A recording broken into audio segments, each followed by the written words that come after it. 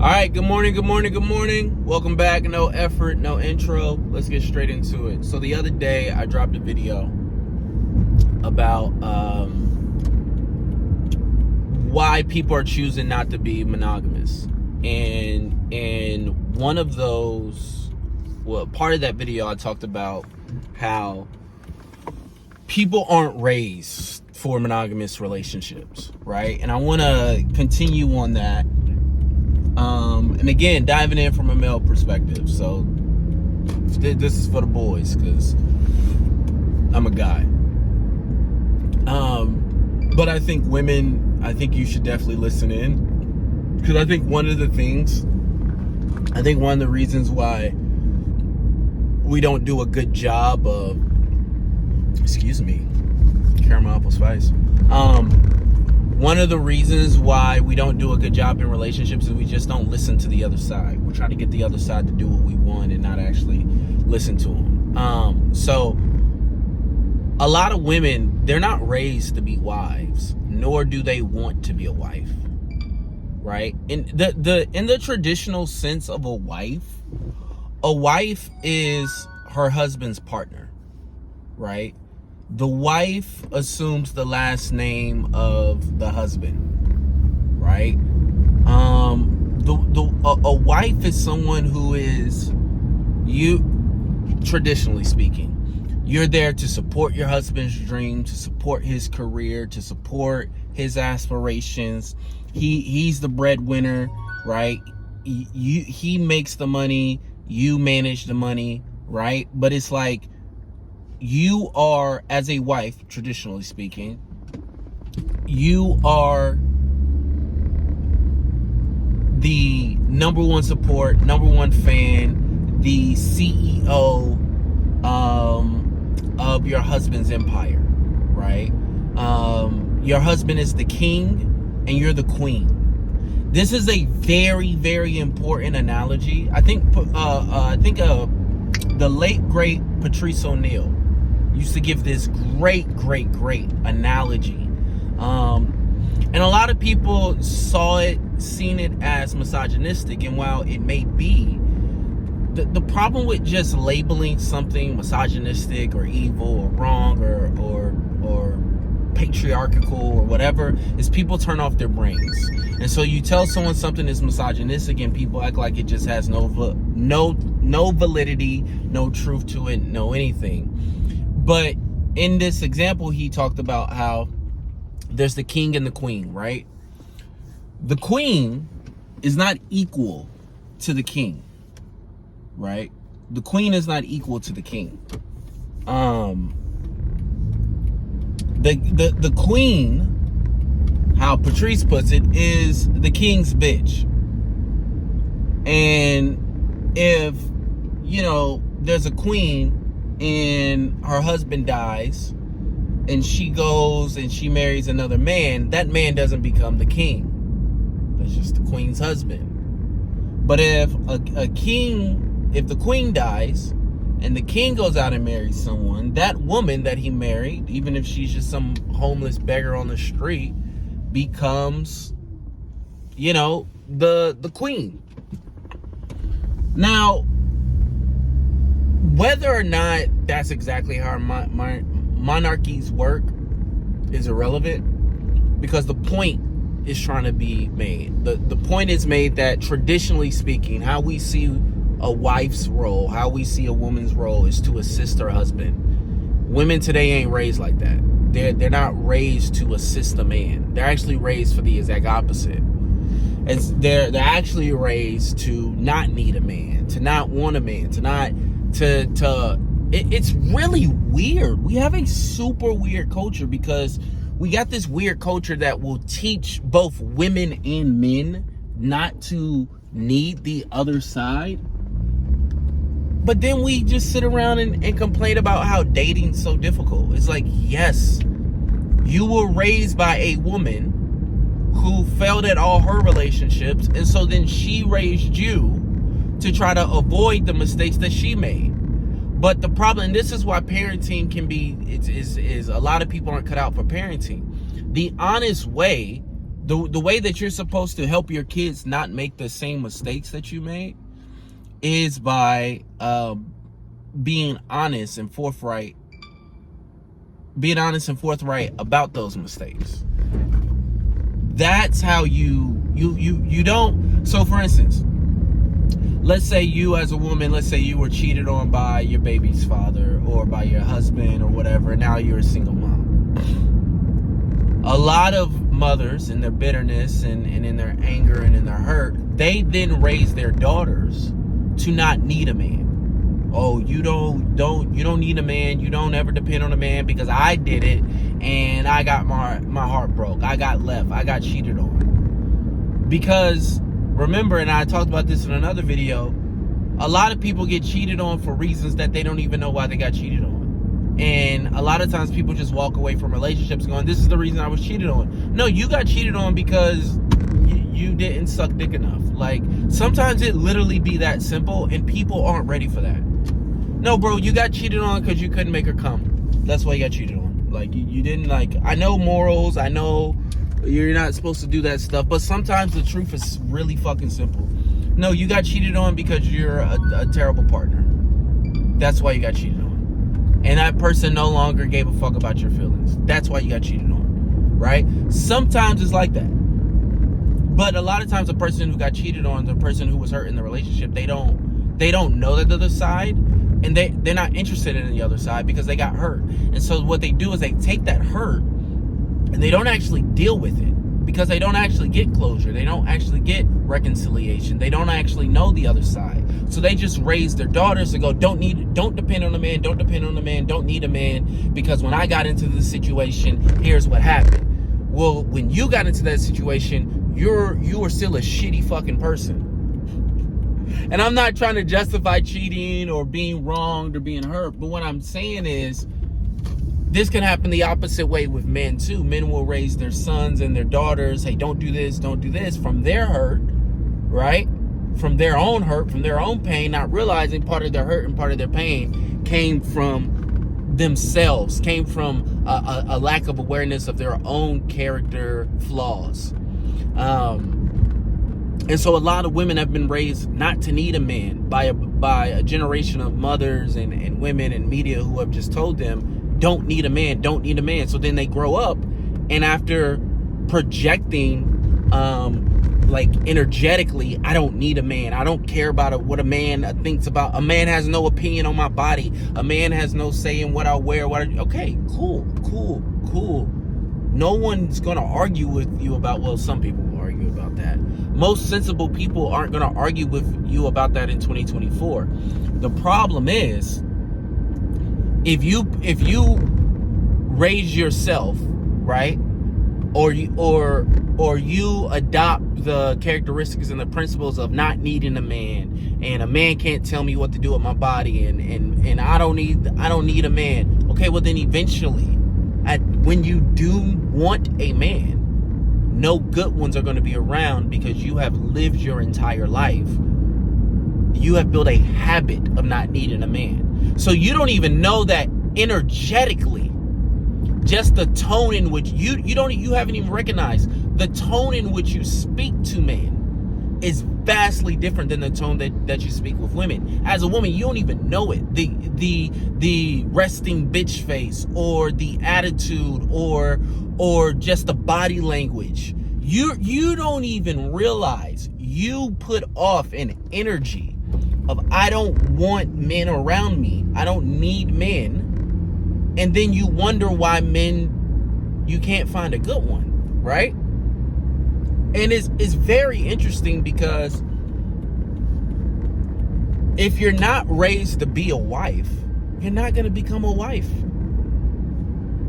It's funny because we were having this conversation one time about like how in like white cultures, a lot of moms will send their daughters to college with the idea of ring by spring, right? Hey, you are going to college to get a degree and to find a husband, right?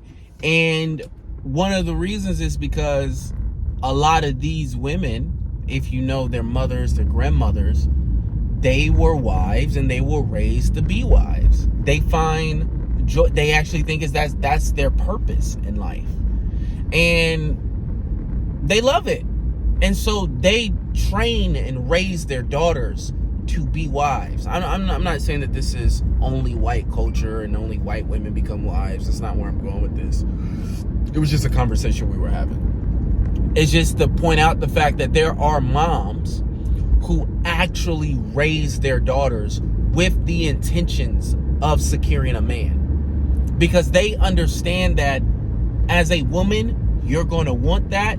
And as a human, life is going to be better if you have a partner with you. If you have someone by your side who's going to be a friend, that you're going to have great sex with, that you guys can build a family with, build a life with, life is going to be so much better. And so there are some women who raise their daughters like that. I'm just telling you guys, a lot of those women don't exist anymore. A lot of women have been raised to not need a man. And what a lot of women don't realize is that for a man, we don't go where we're not needed, right? We go where we're needed, and we go where we're wanted. And so if we don't see that you need us, we go, why are we here? What's my purpose here? And if the purpose isn't mutually edifying and mutually fulfilling, yeah, you will eventually become the woman that men just sleep with and then move on with their life. It's a cold game out here. It's a very cold game out here, because I talked about this in past videos, how one of the issues with dating culture is that it is essentially, it's just, it's geared towards female ego, towards women's ego, right? So I give you a perfect example. Every guy knows this, and women, you need to know this too. When a man walks up, when a man thinks you're beautiful,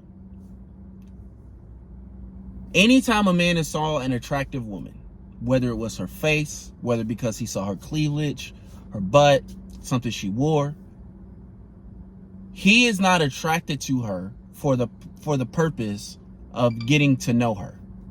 He's attracted to her to have sex with her.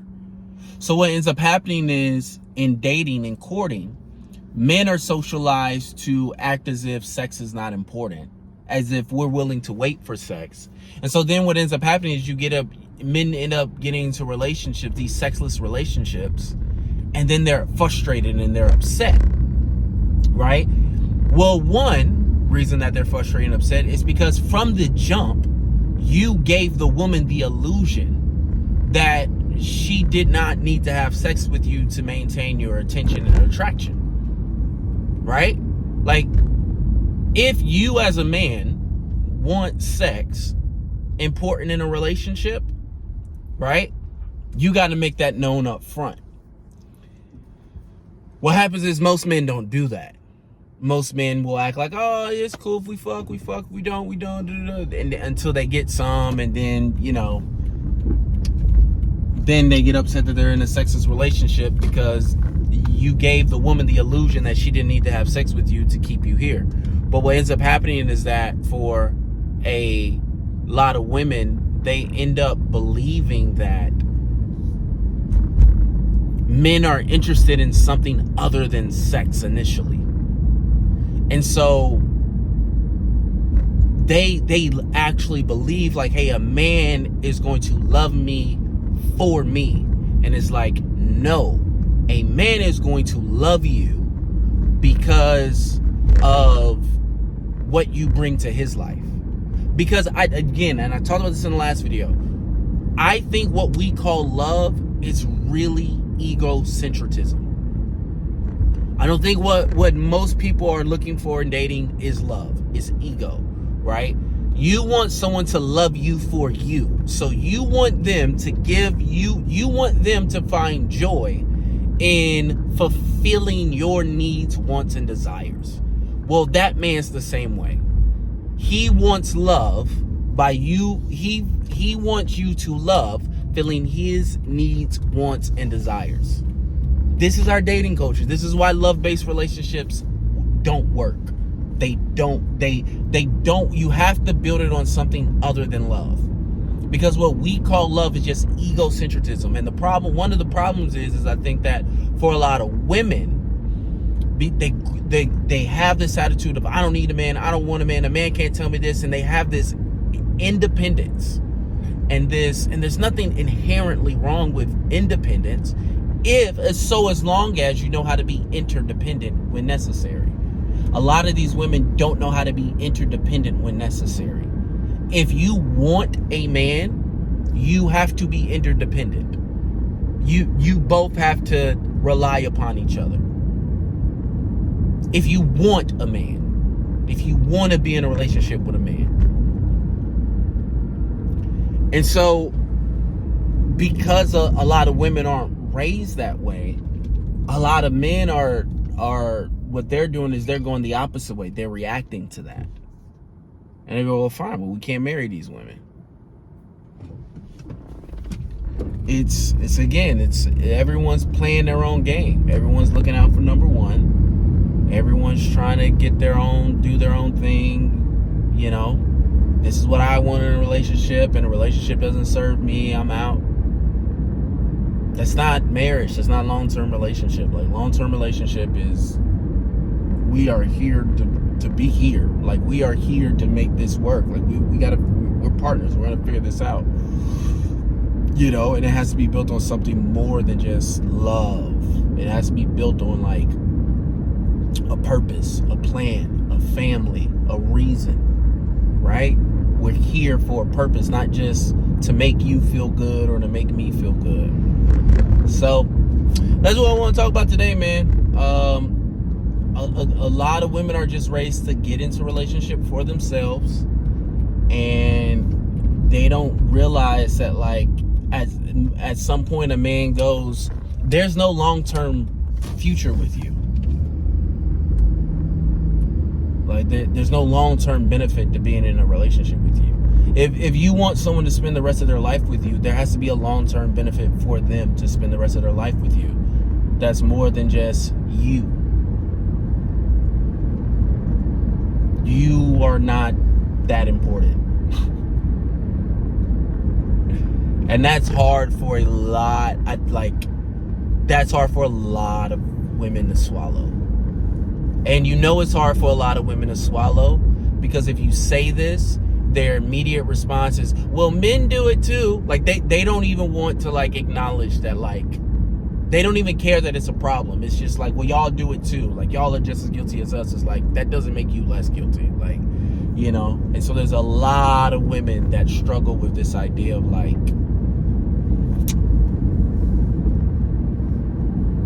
it's not about you. No, it has to be about something else. If you want a man in your life, it can't just be about you. He's not staying here just for you. And I know you don't want to hear that, and I know you don't like that, but all the wives who raise their daughters to be wives, they understand that. They understand that. They understand that, yes, I know as a woman you want a man to love you for you, but you need to understand he ain't gonna love you just for you. You gotta bring some type of benefit to his life. And if you're not bringing some type of benefit to his life, right? Like real tangible benefits, and something that he acknowledges, not something you think is a benefit, something he thinks is a benefit, something he can look back and go, I wouldn't have any of this if it wasn't for her. If it wasn't for her doing this, if it wasn't for her, this is where my life would be, right? You as a woman, like, that is difficult for a lot of women to even interact with that thought, because the idea that I would do anything for a man is absurd. So everybody be careful out there, man. But I will see y'all next time, man. Some of these women, it is what it is.